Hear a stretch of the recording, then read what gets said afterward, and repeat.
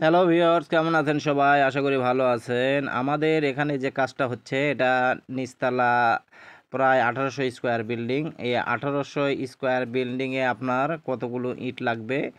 আবার এখানে যে কাজগুলো করা হয়েছে, আমাদের যে রুমগুলো আছে, রুমে অনেকে ভ্যান্টিনার ফুকারে রাখতে চায় না। এখানে কিন্তু ভ্যান্টিনার ফুকার রাখা হয়েছে। কী জন্য রাখা হয়েছে?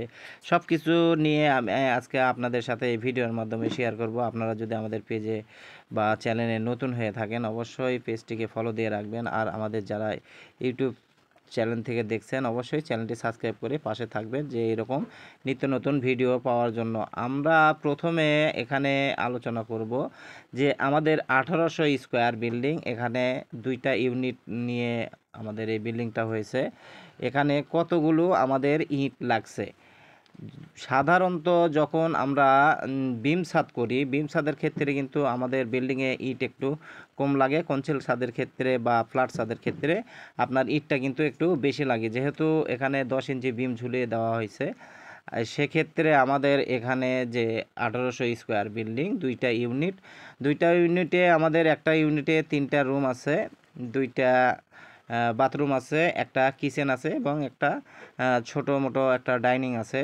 আর এই বিল্ডিংয়ে ইট লাগছে আমাদের 16,000, মানে দুইটা ইউনিট গাঁথুনি করতে আমাদের এখানে প্রায় 16,000 ইট লাগছে। দেখেন, অনেক সময় দেখা যায় যে বিল্ডিংয়ে যখন করা হয়, শহরের মুখী যখন বিল্ডিংগুলো করা হয়, সেক্ষেত্রে কিন্তু আমাদের যে রুমের ভিতরে যে ভ্যান্টিনার ফুঁকারগুলো সেগুলো কিন্তু রাখা হয় না। আর যখন গ্রাম এলাকায় কাজগুলো করা হয় সেক্ষেত্রে কিন্তু রুমের ভিতরে একটা ভ্যান্টিনার রাখতে হয়, মানে জানলার উপরে বা দরজার উপরে এরকম কিন্তু ভ্যান্টিনার আমরা রাখি। দেখেন, এখানে আপনারা দেখতে পাচ্ছেন যে জানলার উপর একটা ভ্যান্টিনার আছে। আর এখানে যে জানালাগুলো রাখা হয়েছে, জানালাগুলো আমাদের 4.5 ফিট মাপ আছে, 4.5 ফিট, বা কিছু জানলা আমাদের 5 ফিট আছে, যেগুলো আমাদের যে মানে এক সাইডে, মানে যেগুলো গ্যাপ, কলমের গ্যাপ বা আপনার ঘরের গ্যাপ যেগুলো যেদিকে কম আছে সেই দিকে আমাদের জানলাগুলো 4.5 ফিট রাখা আছে, এবং যেদিকে গ্যাপগুলো বড় সেই দিকে আমাদের জানলাগুলো 5 ফিট রাখা আছে। রুমগুলো অনেক বড় বড় রাখা হয়েছে এখানে। আর ভ্যান্টিনার কিন্তু অবশ্যই গ্রাম অঞ্চলে সবাই রাখে, কারণ শহরের মধ্যে যে যখন ভ্যান্টিনার রাখা হয় সেই ভ্যান্টিনারটা কিন্তু পরে এসি লাগানোর জন্য বা এয়ার কন্ডিশন করার জন্য সেখানে কিন্তু ভ্যান্টিনারগুলো বন্ধ করে দেওয়া হয়। আর গ্রামগঞ্জে বেশিরভাগই ভ্যান্টিনারগুলো রাখা হয়।